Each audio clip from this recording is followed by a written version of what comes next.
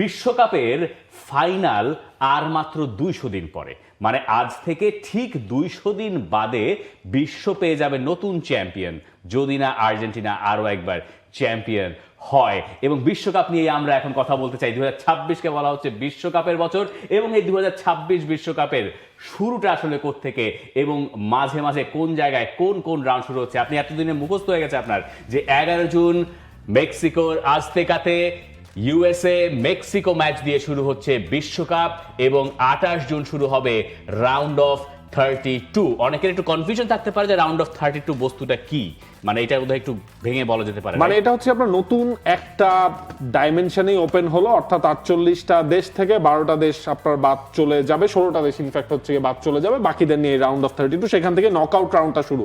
অর্থাৎ আগে আমরা কি দেখতাম হচ্ছে আপনার রাউন্ড অফ 16 থেকে নকআউট রাউন্ডটা শুরু হতো। এবারেরটা যেটা হচ্ছে রাউন্ড অফ 32 থেকে শুরু। এরপর আসলে ম্যাচ হারলেই বাদ এমন কোনো সুযোগ আসলে বা সেকেন্ড লাইফ লাইনটা কোনো দলই পাবে না। এবং ফাইনালটা যে হবে 19 জুলাই মেটলাইফ স্টেডিয়াম ইউএসএ তে। ফাইনালে চলেন একটা প্রেডিকশন আসলে করে ফেলি, এইটা এখন এই মুহূর্তে অন পয়েন্ট একদম পুরোপুরি যায়। 200 দিন পরে যে ফাইনালে, সেই ফাইনালে কোন দুই দেশ উঠবে এই প্রেডিকশন করতে হচ্ছে। ফাইনালে হ্যাঁ, সেমিফাইনাল করে না ফাইনাল, ডাইরেক্ট ফাইনাল, ফাইনালি করছে। ঠিক আছে, আমার একটা ফেভারিট দল হচ্ছে স্পেন। আমি বরাবর যেটা বলছি, স্পেন আমার একটা ফাইনালিস্ট। আরেকটা ফাইনালিস্ট স্পেন আর ফ্রান্স কি সম্ভব? দেখেন আমি তো নামটা সম্ভব না, ঠিক আছে, মানে ব্র্যাকেটে ক্ল্যাশ আছে, আমি এই মুহূর্তে মনে করতে পারছি না।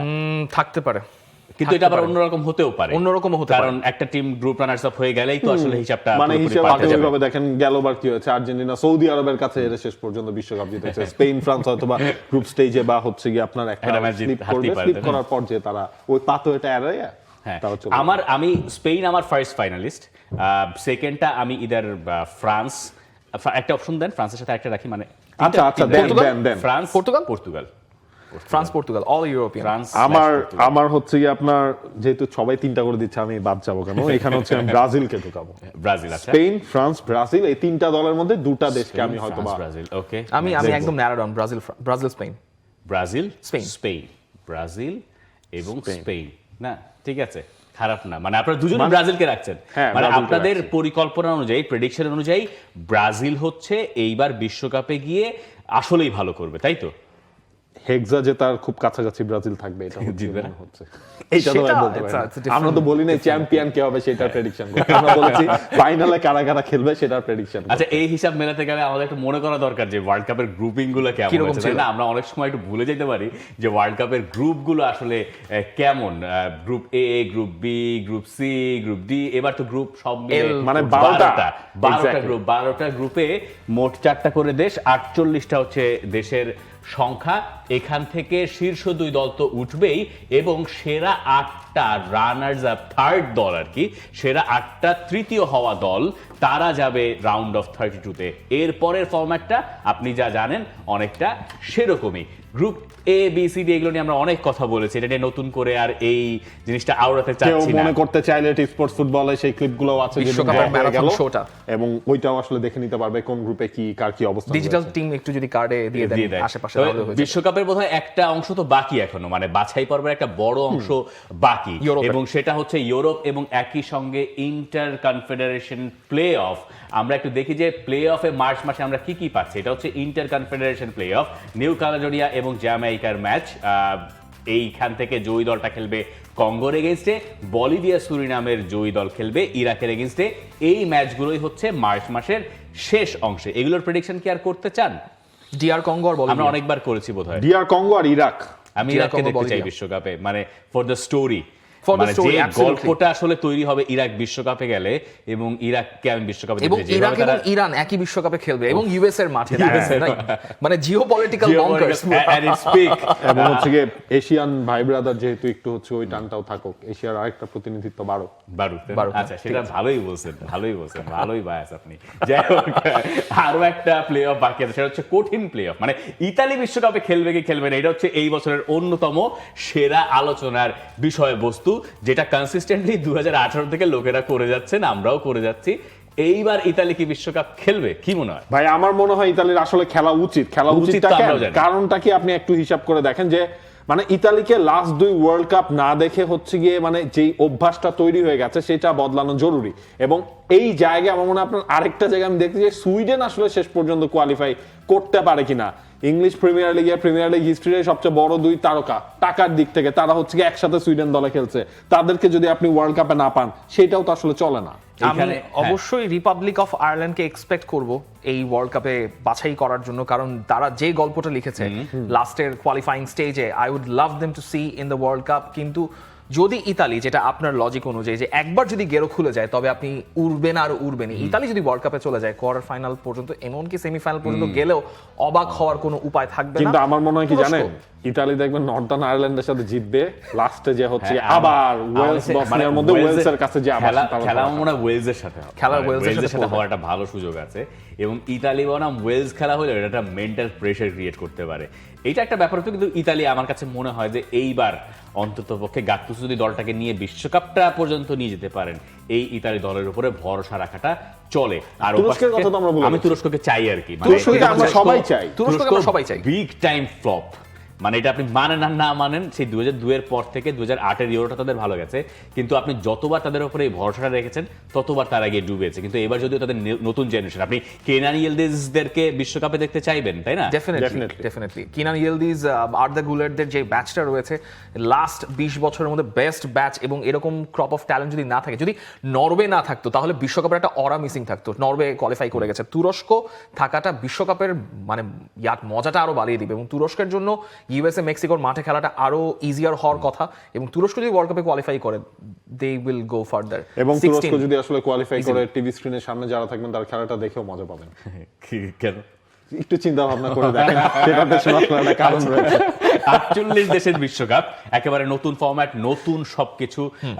আগের বিশ্বকাপ যেটা দেখেছি আমরা বলছি যে 22 বিশ্বকাপ কাতারের, যেটা সেটা আমাদের দেখা সেরা বিশ্বকাপ। লোকে সবসময় এটাই বলে লেটেস্ট বিশ্বকাপটা সেরা বিশ্বকাপ হিসেবে ধরা হয়। 14 পরে বলা হয়েছে, 6 পরে বলা হয়েছে, 18 পর বলা হয় নাই, কারণ ফাইনালটা খুব ম্যারা গেছিল এই কারণে। তো এই বিশ্বকাপটা 48 দেশের বিশ্বকাপটা, এখানে কি মনে হয় যে কিছু ম্যাচ, লেটস সে যে নিউ ক্যালেডোনিয়া উঠলো, নিউ ক্যালেডোনিয়া ভার্সেস কথার কথা যে একটা নাম বলেন, এটা দেশের নাম বলেন, কোন পাতোয়াতে রয়েছে ধরেন যে কারণে খেলা হলো, সেই মাঠে কি আমরা অনেক দর্শক দেখবো? মানে ভরা গেলেন, টিকিট নিয়ে একটা ক্রাইসিস আছে, এটা আমি জানি, দামের ব্যাপারও একটা আছে, কিন্তু তারপরেও কিন্তু হচ্ছে আপনার টিকেটের যেই মানে আবেদনের যে রেট, ওই দিনও আসলে দেখছিলাম 15 মিলিয়ন অলরেডি হচ্ছে আপনার আবেদন করে ফেলেছে। সো ওই হিসেব করে আপনার টিকিট দেখবেন হচ্ছে সোল্ড আউট হয়ে যাবে, কারণ হচ্ছে দেশের সংখ্যাও তো আপনার বাড়ছে, ওই হিসেব করেও তো আপনার দেখতে হবে। আগে ধরুন হচ্ছে 32 দেশ থেকে মানুষজন যেত যারা হচ্ছে পার্টিসিপেটিং নেশন, ওইখানে এখন সেটা হয়ে যাচ্ছে 48 দেশ। তারপর হচ্ছে আপনার ওই যে মেসি ফ্যাক্টর, ওই যে Cristiano Ronaldo factor, Lamine Yamal factor, এইটার জন্য আমার মনে হয় যে দর্শকদের হিসেব করে টিকিট সব সোল্ড আউটেই থাকবে, কিন্তু আপনি ওই ভাইবটা আসলে প্রপারলি পাবেন কিনা সেটা হচ্ছে যে ফ্যাক্টর। আলটিমেটলি এরকম একটা ঘটনা হয়ে দাঁড়াবে যেমনটা আমরা ক্লাব ওয়ার্ল্ড কাপে দেখেছি, যেটা আমরা কাপ অফ নেশনসেও দেখছি, আফ্রিকা কাপ অফ নেশনস। সেটা হচ্ছে যে সাপোজ নিউজিল্যান্ড আর স্লোভাকিয়ার খেলা, কিংবা নিউজিল্যান্ড অথবা যে নিউ ক্যালেডোনিয়া যদি উঠে যায়, এরকম কোনো একটা ম্যাচ হলো, সেক্ষেত্রে ক্লাব ওয়ার্ল্ড কাপে কি হয়েছিল, আপনাকে প্যাকেজ ধরে টিকিট বিক্রি করা হয়েছে, $60 3 ঢুকতে পারবেন স্টুডেন্ট প্রাইসে এরকম। যেটা আফ্রিকা কাপ অফ নেশনসে দেখা যাচ্ছে, যেটা হচ্ছে যে আগাধীরে এরকম সেল করা হচ্ছে টিকিট, 3টা টিকিট বা $25 বা $30 এরকম করে সেল করা হয়েছে। এরকম মডেলে হয়তো ফিফারও চলে যেতে হবে, কারণ আলটিমেটলি আপনি তো হাই সিলিং এ অনেকগুলো টিকিট সেল করছেন, যেটা নিয়ে অবশ্যই বিতর্ক আছে যে আপনি এত প্রফিট মার্জিন এতটাই রেখেছেন যে সাধারণ মানুষ ওই ম্যাচগুলো দেখতে পারবে না, স্পেশালি ফার্স্ট রাউন্ডের ম্যাচগুলো। কিন্তু এমনও ম্যাচ থাকবে যেখানে আসলে মানুষ দেখার মতো লোকজন যাবে না, হয়তো বিশ্বকাপ দেখারও তো একটা টায়ার্ডনেস চলে আসে, আপনি টানা বিশ্বকাপ দেখতে থাকবেন, সব ওই ম্যাচগুলোতে হয়তো অ্যাটেন্ড করার মতো লোক থাকবে না। সো ওই জায়গাগুলোতে দেখা যাবে যে টিকিটের দামগুলো ওই রকম স্কুইজড আপ হয়ে গেছে। যে কারণে এই বিশ্বকাপটা আলাদা হবে, তার অন্যতম বড় কারণ হচ্ছে এই বিশ্বকাপ দিয়ে একটা যুগের অবসান হবে। কোন যুগের অবসান হবে? লিওনেল মেসি, ক্রিস্টিয়ানো রোনালদো, তারা নিশ্চয়ই এই বিশ্বকাপের পরে আর খেলবেন না, এবং তাদের সঙ্গে বোধহয় লুকা মদ্রিচের নামটাও আমরা জুড়ে দিতে পারি, যাদের 3 জনকেই নাবিল খান আগেরবার বিশ্বকাপে বিদায় দিয়ে এসেছিল, কিন্তু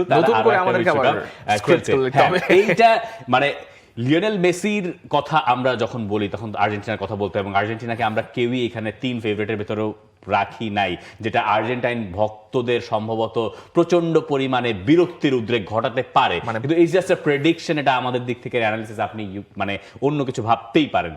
কিন্তু মেসির বিশ্বকাপের শেষটা যখন হবে, মানে শেষ ম্যাচ খেলে যখন তিনি বের হবেন, এটা কোনো ব্যাপারই না যে তিনি বিশ্বকাপ জিতছেন কি জিতছেন না, সেটা কোন রাউন্ডে।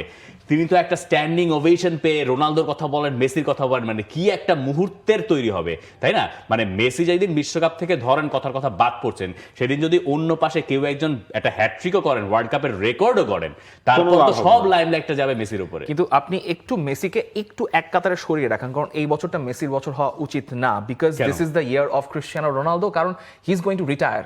আপনার একদিকে আপনি মেসিকে club world how do you know যে Cristiano Ronaldo is going to retire? আমার মনে হয় ক্রিস্টিয়ানো রোনালদো ইজ গোইং না, টু রিটায়ার। মেসিও তো হচ্ছে রিটায়ারমেন্টে চলে যাবে। আমার তো উনি তো বলেছেন যে ক্রিস্টিয়ানো রোনালদো হচ্ছে সম্ভবত এই ওয়ার্ল্ড কাপের পর রিটায়ারমেন্টে চলে যেতে পারে, এটা ভালো সম্ভাবনা আছে ন্যাশনাল টিম থেকে, এবং আমার মনে হয় ক্লাব থেকে হয়তো হবে তো he is playing for 1000 goals, তাই না? যদি এই বছর হয়ে যায় 1000 গোল, 26 তো হতে পারে, সেটা হলো তো আপনার ওয়ার্ল্ড কাপের পর পর্যন্ত ওয়েট করতে হবে। কিন্তু 26 আমার মনে হয় রোনালদোর বছরটা শেষ হয়ে যাচ্ছে। যে রোনালদো হয়তো দেখবেন পর্তুগাল যদি বাদও আগে পড়ে যায়, অর্থাৎ ফাইনাল বা চ্যাম্পিয়ন যদি নাও হওয়া হয়, রোনালদো দেখবেন তা হচ্ছে ওই পরপরই হয়তো বা রিটায়ারমেন্টের ঘোষণা দিবে না, উনি দেখবেন হচ্ছে 1000 গোল করবেন, তারপর হচ্ছে আলটিমেটলি সব ফরম্যাট থেকে তিনি রিটায়ারমেন্টের ঘোষণা। আমার ধারণা যে লিওনেল মেসির আর্জেন্টিনা অধ্যায় এই বছর তো শেষ হচ্ছেই, মানে এই বিশ্বকাপে তো শেষ হচ্ছেই, এবং ক্রিস্টিয়ানো রোনালদোর পর্তুগাল অধ্যায় শেষ হবে ওই বিশ্বকাপ দিয়ে। এরপরে আর কোনো মানে ফুল স্টপ। 41 বছর বয়স ক্রিস্টিয়ানো রোনালদোর, এবং কিন্তু দেখেন তাকে মাঠে তার পারফরম্যান্স দেখে, তার ডেডিকেশন দেখে কেউ কিন্তু ওই জিনিসটা আসলে আন্দাজ করতে পারবেন না যে রোনালদো হয়তো বা ওয়ার্ল্ড কাপ শেষে পারে। কেউ বলে যে পর্তুগালের রোনালদোকে খেলাবো না স্টার্টিং 11-এ। এবারে এই পক্ষটা অনেক ভারী, এখন অনেক ভারী, এবং তারা বিশ্বাস করেন যে না, রবার্তো মার্টিনেজ কেন তাকে স্টার্ট করছে, সিস্টেমটাকে কলাপস করছে, এটা অনেকের বিশ্বাস। এখন অন্য পাশে ফ্লিপ সাইডে লিওনেল মেসি যখন মাঠে থাকেন, তিনি মাঠে যদি দাঁড়ায়ও থাকেন, তার একটা পাস তো একটা মোমেন্টে ম্যাচের পুরো ভোল পাল্টে দিতে পারে।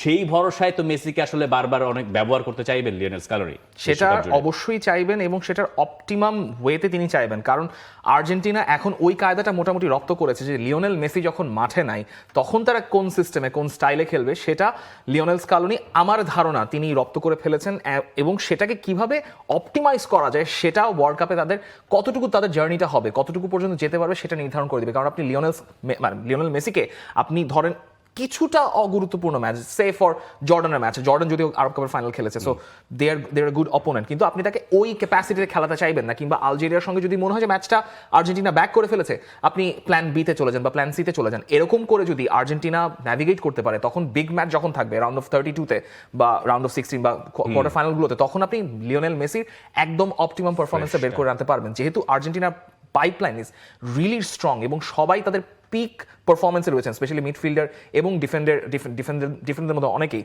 সো ওই জিনিসটা ইউটিলাইজ করা লিওনেল স্কালোনির জন্য সবচেয়ে বড়। কিন্তু এইটার জন্য আসলে যেটা করতে হবে, আর্জেন্টিনার ফার্স্ট ম্যাচটা, মানে আপনি যদি লিওনেল মেসিকে একটু অফ করে আসলে খেলাতে চান, নিতে চান, তাহলে ফার্স্ট ম্যাচটা কিন্তু আর্জেন্টিনা আসলে জিততেই হবে। কারণ আপনি যদি ফার্স্ট ম্যাচে হেরে যান, তখন আপনি সেকেন্ড এবং থার্ড ম্যাচে যে লিওনেল মেসিকে বসায় রাখার হচ্ছে রিস্ক, কারণ তখন তার হাতে সেই অপশনটাও থাকবে না। লিওনেল মেসিরা ফার্স্ট ম্যাচে যদি হেরে যান, তাহলে কিন্তু আরেকটা বিশ্বকাপ জিতে যাবে আর্জেন্টিনা, ঠিক আছে? সেই সুযোগ ভালো মতন আছে, যে কাজ তারা আগের বার করেছে। আমার ধারণা মেসি ফার্স্ট ম্যাচ খেলবেন। যাই হোক, এই বিশ্বকাপের আলোচনা আসলে চলতেই থাকবে যতদিন না পর্যন্ত বিশ্বকাপ শেষ হয়। বিশ্বকাপ যেদিন শেষ হয়, সেদিন থেকে আবার নতুন বিশ্বকাপের আলোচনাও শুরু হয়ে যায়। আজ থেকে ঠিক 200 দিন বাদে বিশ্ব পাবে আরো একটা নতুন চ্যাম্পিয়ন, যদি না আরো একবার বলছি আর্জেন্টিনা চ্যাম্পিয়ন হয়। For more updates, subscribe to our YouTube channel and click on the bell icon. Follow us on Facebook and Instagram. Download T-Sports app to enjoy exciting games and highlights. Visit tsports.com.